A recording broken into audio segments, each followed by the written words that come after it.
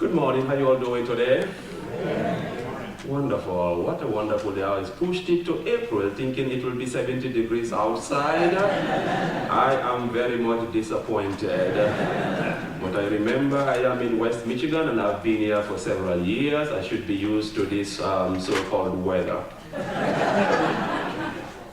This is the toughest assignment for me, and talking about religion or talking about this topic in 20 minutes or 25 minutes. But I will try to keep it brief, and hopefully I'll be happy to answer some questions. And as I always say, I'm not a religious scholar. I teach cultural geography and I teach anthropology. Tomorrow morning I'll be talking about religion, and I'll be tracing religion to the beginning of the Neanderthals. And today I'm talking about a great religion that is going through a lot of stress. We are all following development, glued to our TVs every single day, watching what else is happening here or happening in other parts of the world. It is a frustration for everyone, including myself, being part of a religion that has been around forever.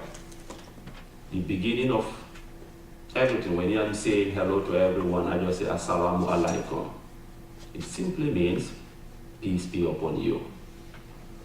When I'm beginning anything, I say in the name of God, the gracious, the most merciful, which simply means Bismillah ar-Rahman ar-Rahim.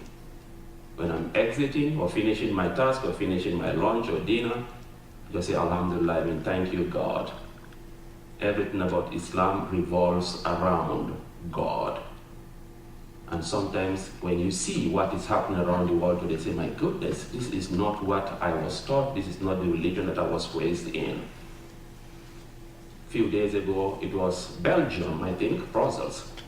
And I was just sitting and saying, my God, what is happening out there? Then I thought, I have my best friend who just called me 4 weeks ago. He lives there. Not too bad. I just picked up the phone, I called him, he said, oh, I'm far away. I said, how far? I said, 30 minutes. I said, in Michigan, that is just like my backyard.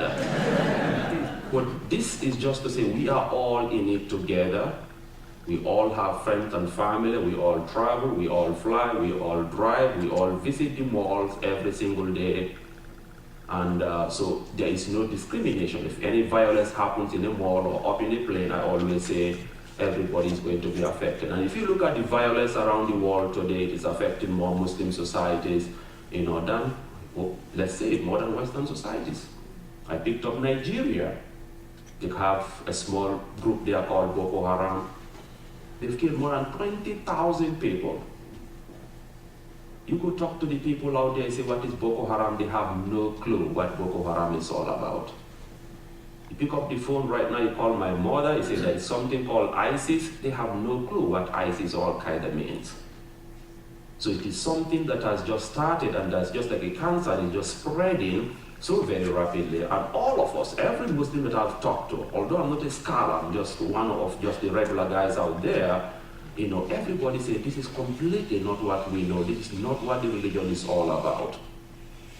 It is not a religious sermon, but I have some very interesting quotes here that I just picked up. And one of them says, if God has so willed, he could surely have made you all one single community. But he willed it otherwise, in order to test you by means of what he has given you. Race one another in doing good works. And that is what C3 is all about. And that is what people that are interested in bringing peace to the world are all doing. We all have to compete to make the world a better place. The second one is Al-Quran chapter 5 verse 48. Number 2, among his signs is the creation of heavens and earth, and the diversity of languages and colors. Surely there are signs for those who reflect. That is Al-Quran chapter 30 verse 22. The third one says, O mankind, we have created you male and female, and made you nations and tribes for you to get to know one another. Indeed, the noblest of you in the sight of God is the one who is most deeply conscious of him. Behold, all-knowing, all-aware. Quran chapter 49 verses 13. My understanding from the Quran is that if you kill a single individual, it's like you're killing all of mankind. And if you save one, it's like you are saving all of us, all of mankind. But before proceeding, I always say I will talk a little bit about the tenets of Islam, or we call them the pillars of Islam, very briefly, since we just have a couple of minutes. But I grew up in a country called Sierra Leone, in West Africa, Sub-Saharan Africa, 6 million people, smaller than the state of Michigan. But I was probably one of the luckiest people to be born in this country, although it is very poor. But I learned one thing that we picked up from my own culture there, the act of tolerance. Sierra Leone is divided between two big religions, Christianity on the one hand, Islam on the other. We talk about religion just like the way we are talking about NCAA right now or baseball. We marry across, we date across religions. Nobody asks you a question whether you're a Muslim or a Christian.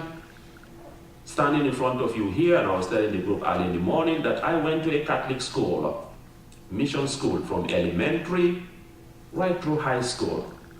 I'm very, very comfortable with the Bible. We read it every morning. In the elementary, we call it religious knowledge, RK, and then high school, we call it religious education. Catechisms, we memorized it.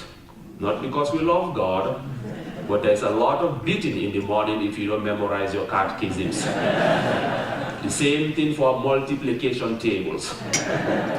These are two things that I know so very well, and I was so very lucky growing up in a religious, Islamic, family. I was getting all the prizes, annual prizes for the year. I get the highest grade in religious education, reading the Bible or taking some quizzes out there, all throughout until I left my high school. And I'm living here today married to a woman again who is a devout Christian. I'm coming here and she's driving to her own church. On Friday, I go pray my Friday prayers, and she is on her own to her own, religious classes out there. That is my own life. And that is what I wake up to too. So I'm very much comfortable. And when I see the kids here talking about refugees, I have given lectures all across West Michigan about refugees. The same group, hundreds of them in Big Rapids, I was talking to you. And from there, right up to Hope College, to MSU, right down to Washington, D.C., all across. And I always remind my church, the groups that I visit, that yes, indeed, Muhammad was a refugee. He was persecuted just like Jesus Christ. Moses was also seeking refuge, also a refugee. If you look at the Dalai Lama today, an influential spiritual leader today, he's living outside his country or territory of birth. Persecution, refugee life, this has been going on for all these many years. So ladies and gentlemen, my own life, it's a very interesting one, cuts across race and religion. But let's talk about Islam, which simply means submitting yourself to the will of God. Committing yourself to God. That is what you are doing right now. That is what we believe in. And that is what Muslims believe in. So God created the earth through all of the prophets. Adam and Eve, Abraham, Noah, Jesus, Solomon, you name it, right down to the last one called Prophet Muhammad. Muslims simply believe that they were all Muslims. It is just one coming in with a revelation, with certain powers out there, and that is exactly what happened right down to Prophet Muhammad, may peace and blessings of Allah be upon him. There are a number of Muslims around the world today. Christianity, roughly about 2.2 billion.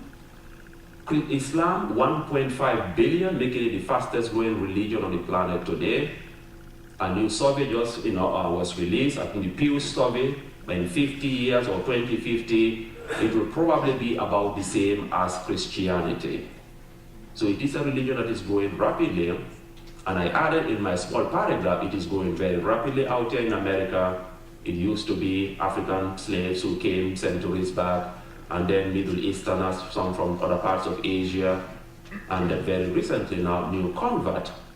The Economist magazine has a very influential piece about a number of Muslims that are also converting or changing and converting in Britain in the thousands again. And in fact, they quoted the sister-in-law of Tony Blair, who is also, and they all have their reasons why they moved. Some people say they visited the area, some people say because of the strictness of the religion, Other people say they just love to hear the Quranic recitation, okay, or the beauty or hear of when they hear the azan. But as I said, it is just simply means submitting yourself to Allah or to God, which we are all doing every now and then. We believe in the same scriptures, we believe in the Testament, the Ten Commandments, we believe in the miraculous birth of Jesus Christ through the Virgin Mary. And in fact, Mary is mentioned in the Bible so many times, far more than in the New Testament. And this is, well, it's in the book out there. There's an entire chapter just focusing on Mary. Every woman should read it. The virtues of being a good mother, of a wife, and so on and so forth. It is one of the longest chapters in the Quran. These are all things that sometimes when I talk to people, they say, I did not know about this. And we can go on. We should just more an hour long where we have a lot lengthier discussion to go into all of these very interesting nitty-gritties. We have some interesting similar names. Abraham, we believe in, our religion, Muslim, Islam, Christianity, and Judaism, we call them Abrahamic faith. Or just simply call them monotheistic, meaning we believe in one God. You call Abraham, we call him Ibrahim. You call Moses, we call him Musa. You have David, we call him Dauda. If you say Solomon, we say Suleiman. Okay, if you say Jacob, we say Jacob. Joseph, Yusuf. Okay, and Jesus, Isa. Mary, Maria. Similar stories. Interpretations may be slightly different as you move from one scripture to another. This is thousands of years apart, Judaism, Christianity, and then later Islam. But these are all things just to tell us that we have more in common than really what separates us.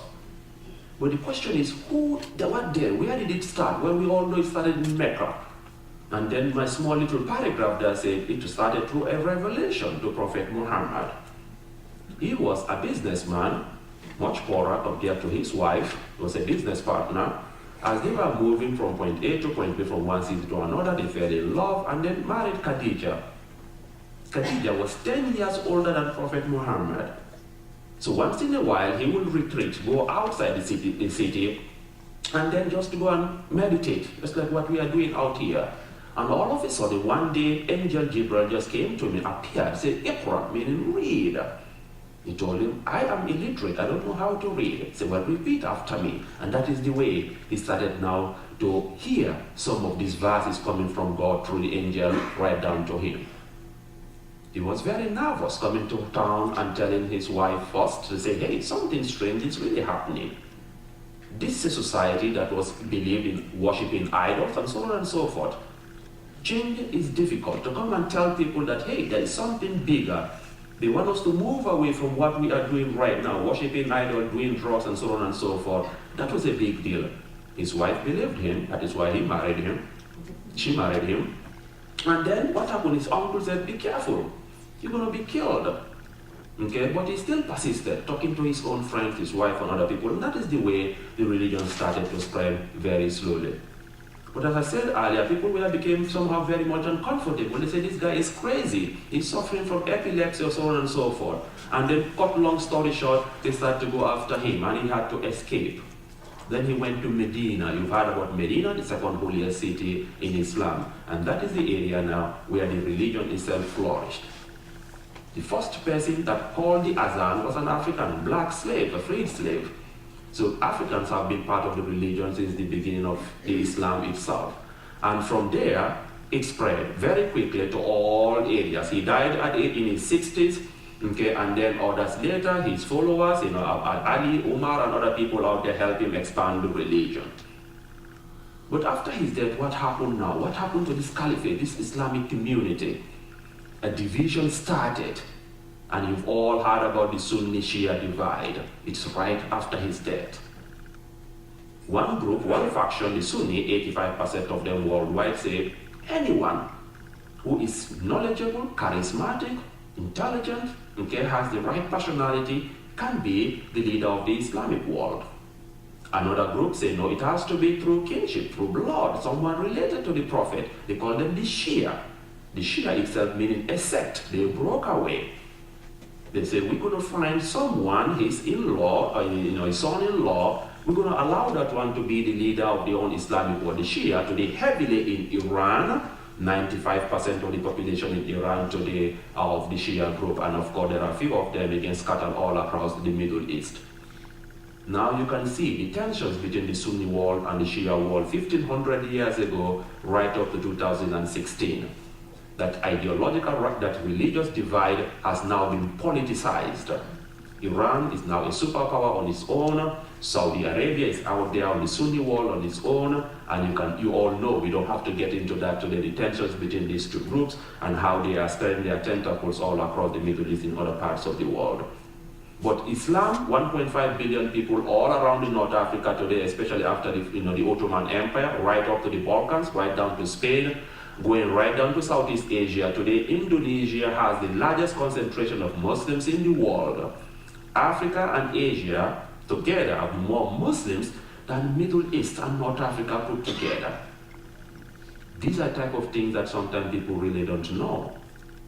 Senegal, over 80 to 90% of the people there are Muslims, and they have a favorable opinion of America. They love America. Over 80%, when Gallup did the poll, they said, we love America. That is far more than China, 56%, far more than Germany. The same poll says at 57%. I don't know why Germany was at that area there a few years back.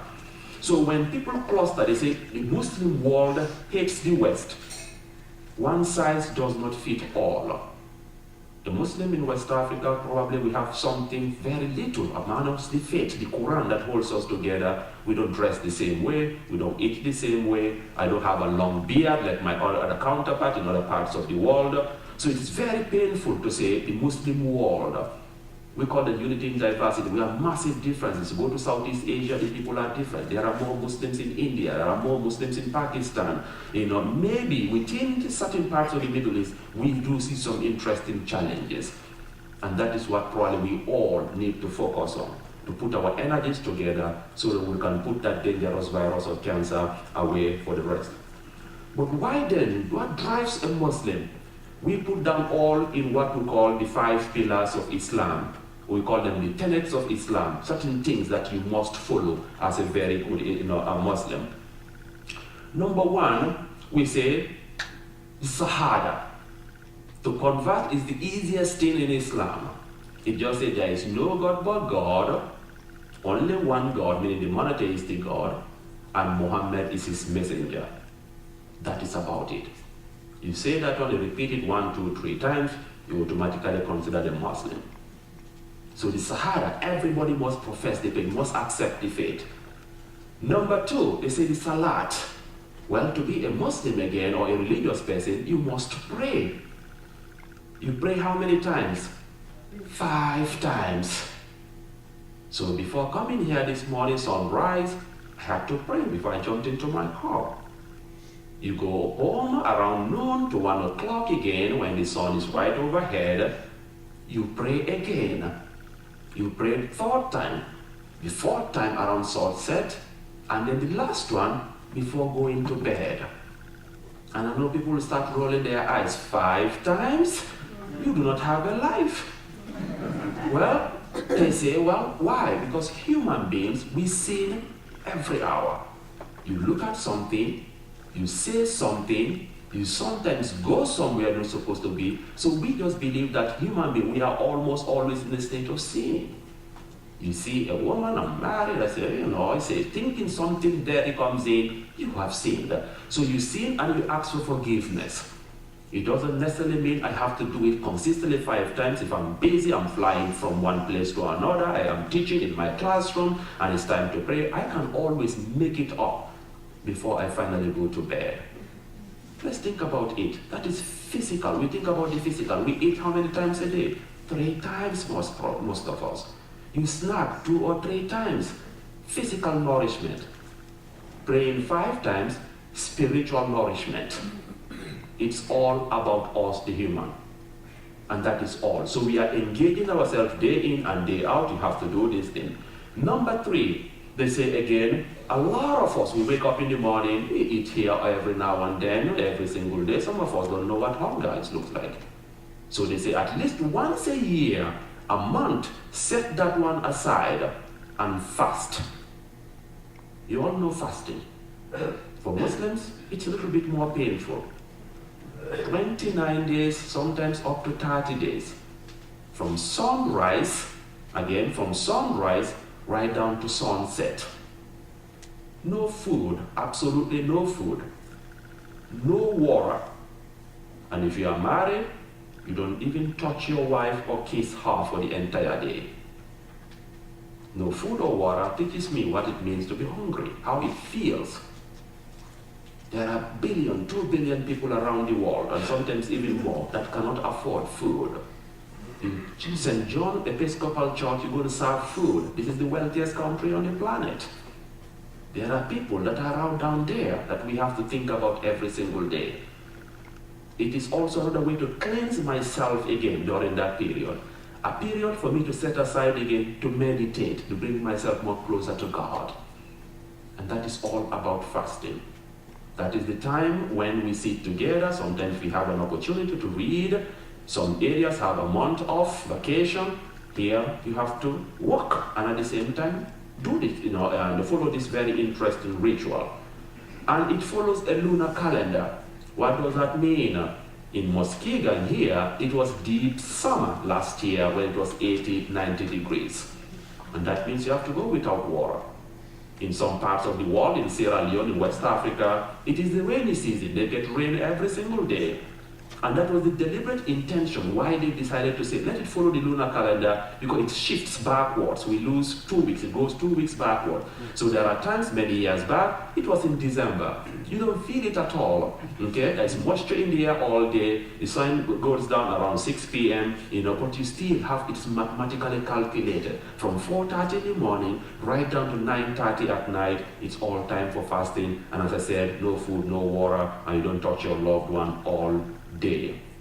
But after 9:30 p.m., you can eat as much as you want. It's feasting, time for generosity again. There is no way to say, I do not have food. You just sit in your beautiful lawn and all of your neighbors all pool their resources together, sit together. You are driving from here to Grand Rapids. You know you can make it to Grand Rapids by 9 o'clock or 9:30. You see people in Coopersville breaking their fast. You just exit, meet people, just eat. Go to the nearest Islamic center. Just go there, hello everyone, food is there, help yourself. Thank them and then you move on. But that is the beauty of this thing out here, helping us at least once a year to count your own blessings and also to think about or empathize with other people around the world that are really struggling or sick. That is the third one. Number 4, this is the tax season almost coming to an end. Islam says we don't have to wait, every year till the end of April to say you have to file in your taxes. Alms, charity, or what we call zakat, must be given out periodically. Calculating what your assets out there, 2 to 3% of it, they say you got to give it back. If you are Bill Gates, of course you give more, and then they calculate it right down to someone like me, right down to that homeless guy that you are going to feed out there. If you are homeless, completely poor, they say even by smiling is an act of charity. Gosh, do you go to the mall, you see people so depressed out there and looking at them, just by smiling, you are lifting up someone's spirit. Someone is going through something out there, so there is no excuse. If you are stronger, you can go and do some volunteer work. It's all an act of charity. We know this, the challenges of poverty around the world today. Number 5, we talk about, this is the one that is a little bit expensive. It's called the Hajj. The Hajj is a pilgrimage to where? To Mecca.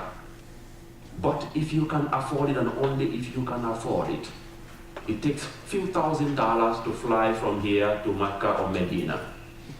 And that is the thing out there. And people from all over the world, it's been going on for hundreds and hundreds of years. And very, last year, over 2 million people, visited Mecca and Medina, visiting these holy places of Islam. And that is all. But all depends on the amount of money that you have. If you don't have money to pay your, to pay your way, it's going to affect your mortgage, your tuition, and all of these things. They say do not go. The last one, I said 5, but always the last one there that we hear about every now and then, which doesn't have any official status. It's called the jihad. The most misused word probably in the Quran, the one that scares all of us anywhere.